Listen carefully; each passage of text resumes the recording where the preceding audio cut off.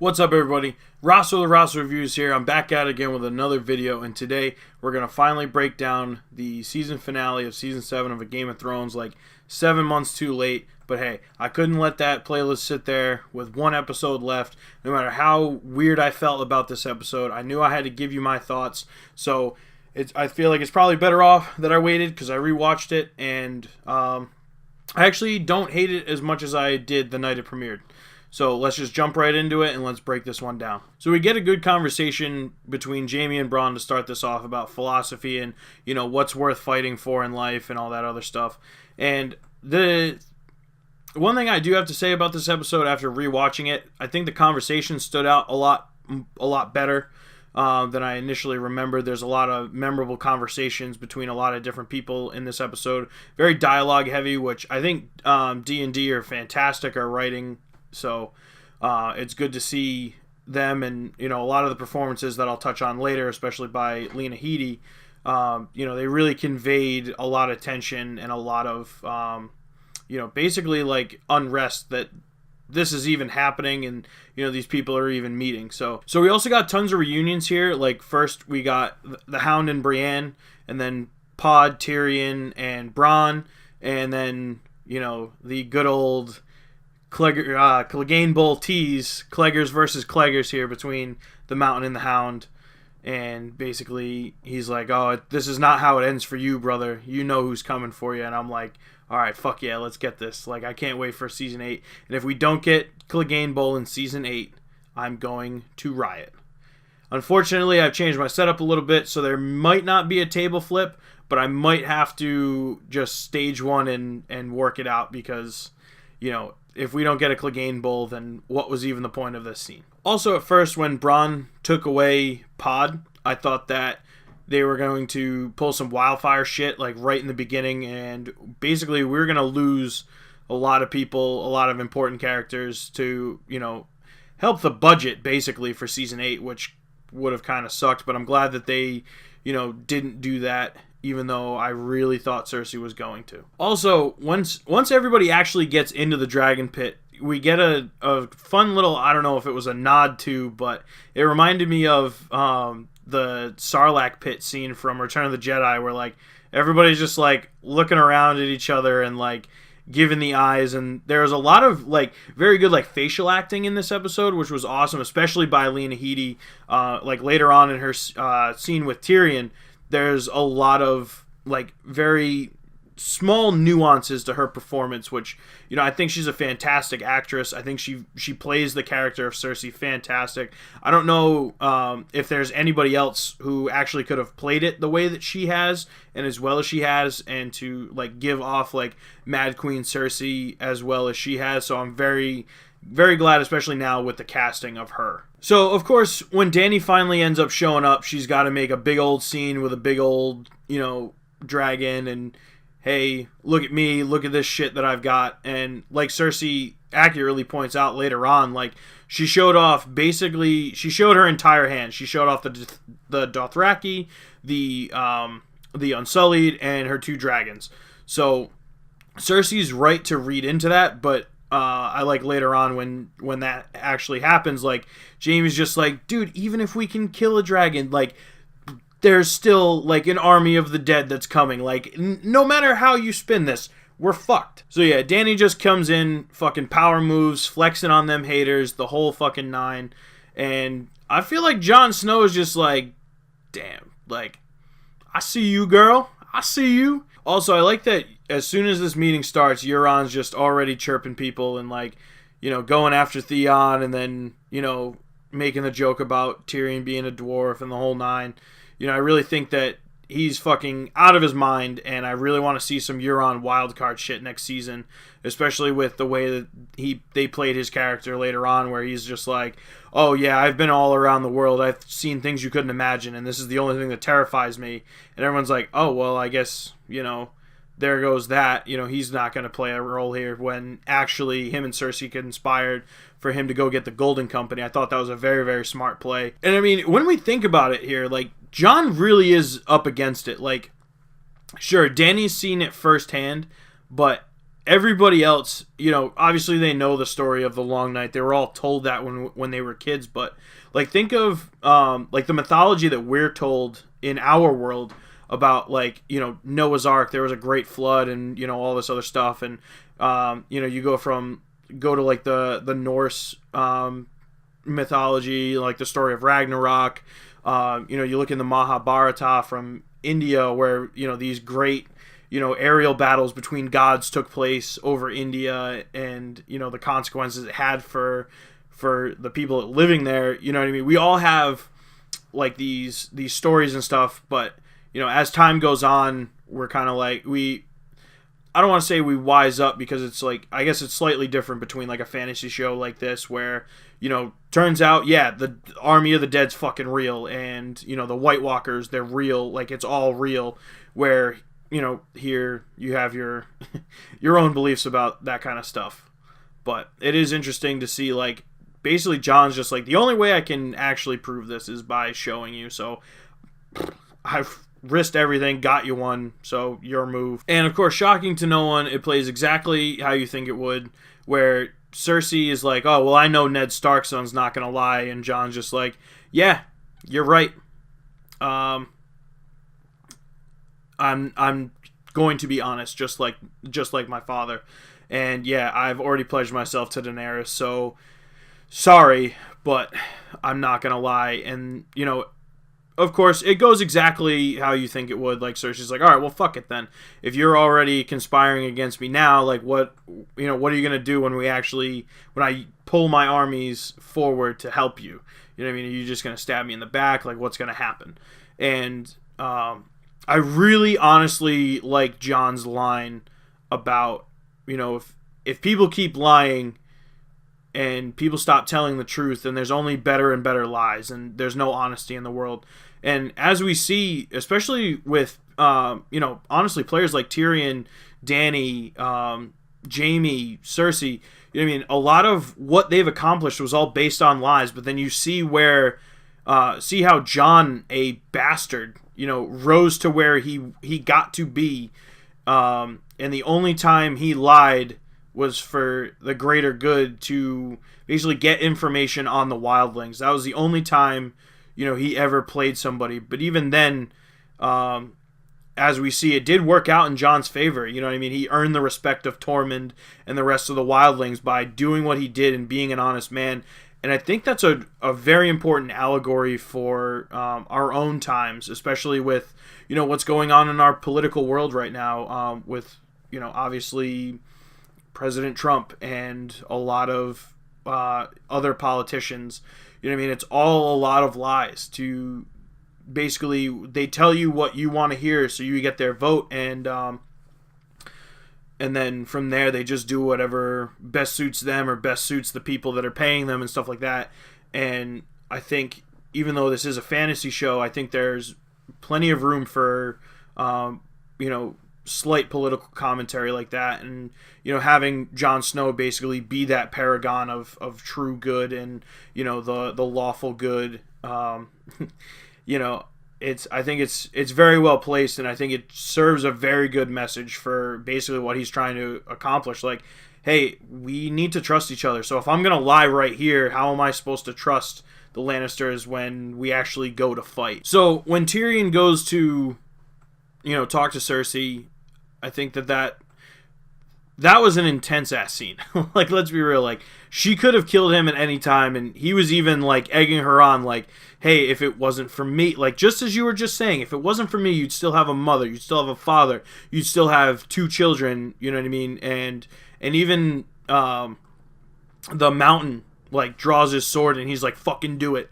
And the tension's just so tight there, and then she backs off, and it's like, damn, all right, because she knows that basically if she pulled a move on Tyrion, then it would mean a lot of destruction and a lot of bad things for her. Not that she cares about King's Landing particularly. She established she only cares about her children, and I don't even think she honestly cares about Jaime, to be completely honest with you. Like, they have a very abusive relationship. Cersei has really only doubled down on on especially like verbal abuse, like, you know, always calling him stupid and stuff like that, where Jaime is coming at it from a battle commander's point of view. Like, he's trying to make sure that he can survive.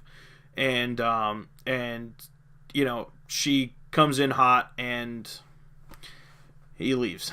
And then, of course, you know, we get this nice little intimate scene between Jon and Dany, which, honestly, like, their love does seem a little bit ham-fisted in there, but you can at least see how it's blossoming, and you know, the way they look at each other, they've played it very well. Still does kind of make it weird later in the episode when, you know, you do get the confirmation that, yep, Dany is his aunt, and he's banging her. He's banging away. And, but whatever. Again, it's a medieval fantasy show. Like, and the Lannisters did it forever, and we find out, I mean, not the Lannisters. The Targaryens did it for a while, and you know, we get confirmation that he is a full-blown Targaryen. Like, you know, they did annul the marriage, and it was cool, and it wasn't rape, and it wasn't, you know, it's basically that whole lie that that Ned Stark took to his grave. And I think that after all this time, it finally kind of makes sense to some people as to why Ned Stark was just really willing to just die, and because he was aside from a gentleman that we have yet to meet, and I don't think we will anymore. I did a Tinfoil Tuesday about Howland Reed about a year ago, maybe a little bit less, but I thought we were gonna get him this season. Clearly, we didn't. So, you know, honestly, I'm just going to go with Ned Stark's the only one or the last one to take that secret to his grave, which honestly, I thought maybe Littlefinger knew, or Tyrion knew, or somebody. I wanted to think that somebody else had kind of pieced it all together, and somebody else could have confirmed it, because I think, obviously, like we see later between, with Bran and Samwell, their conversation is just like, oh, like, could you see it in a vision? And I'm going to take your word for it. And then, like, at Littlefinger's trial, like, oh, you said this, this, and that. And Littlefinger's like, wait, how the fuck do you know that?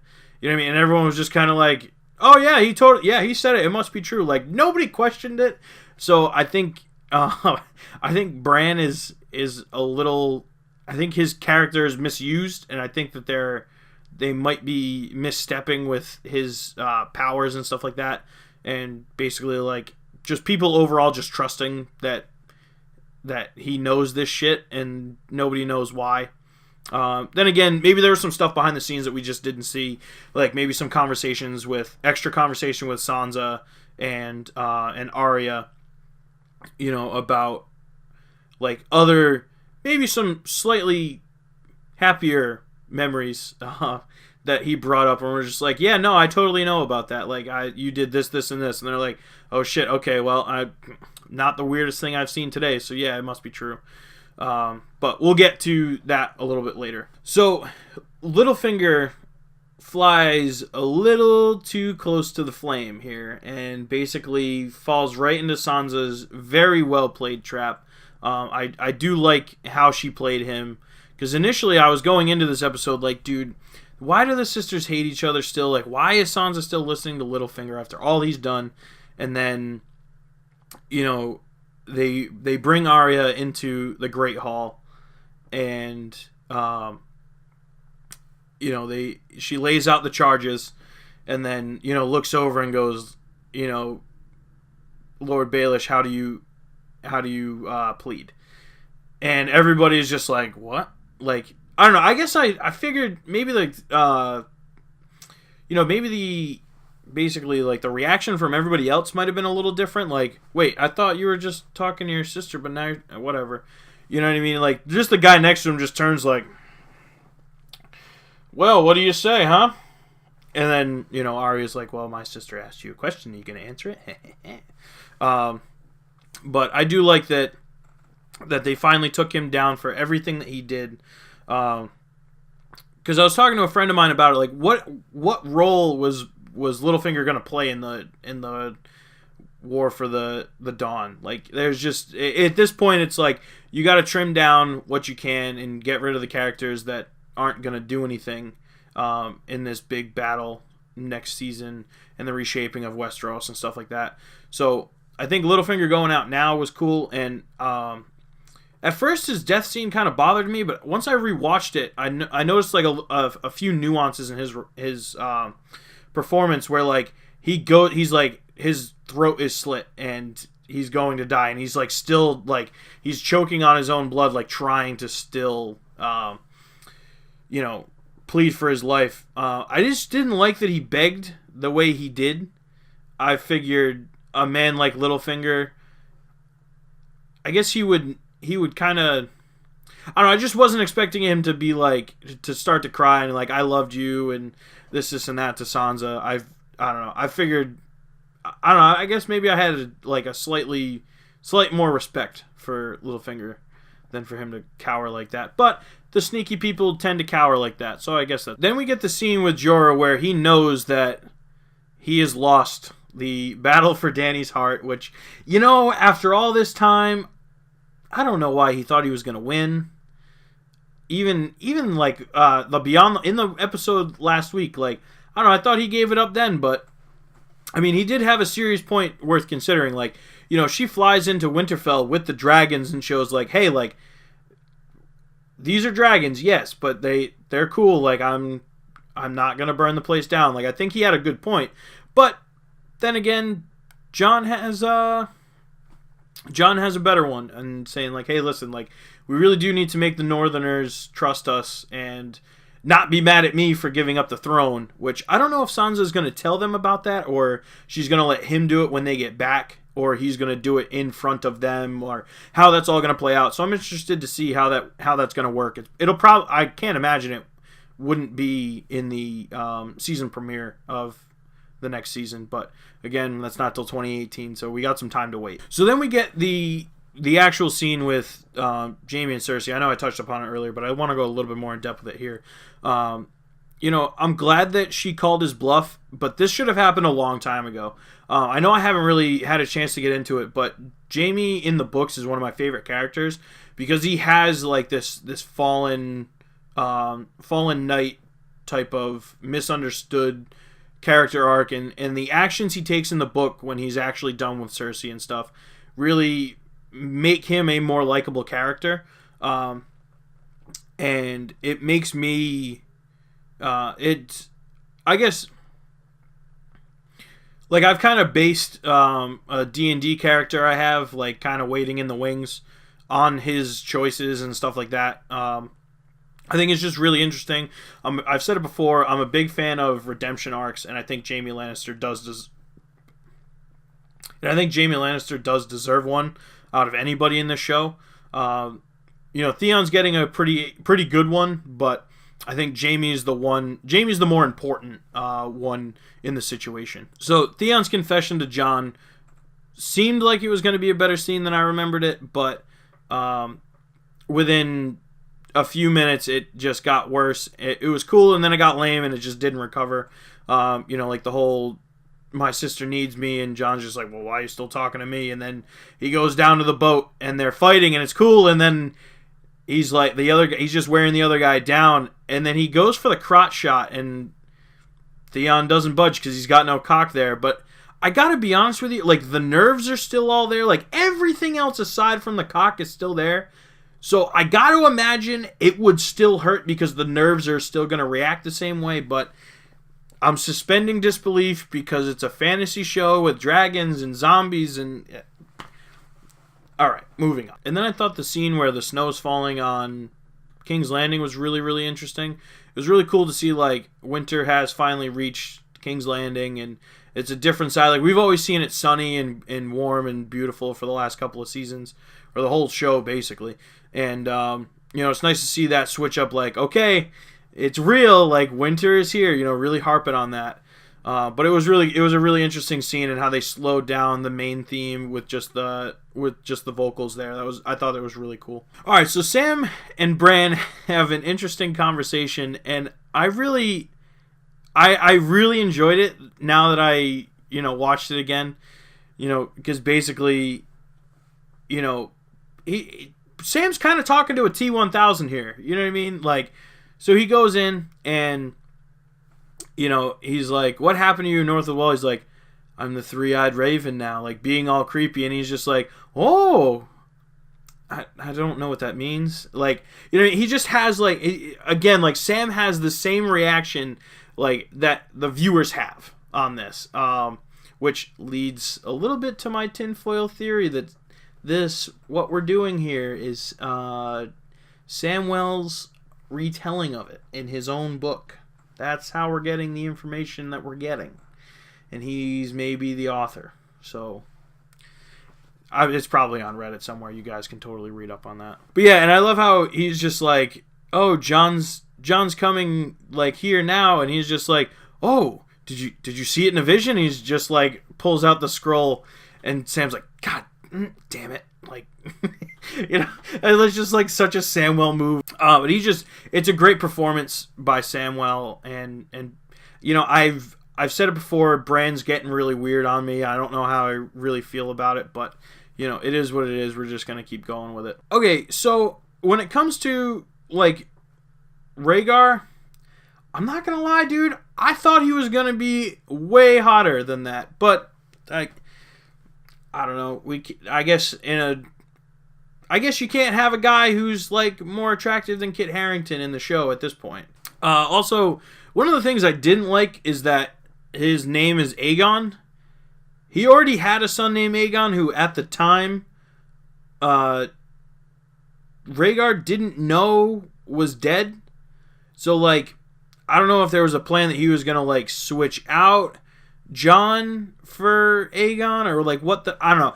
I thought this whole time his name was going to be Jaehaerys, because it would kind of, like, make sense that, like, she was like, hey, his name's Jaehaerys, and Ned's like, well, I'll just call him Jon, because that's close enough, and that, that's what I would name him.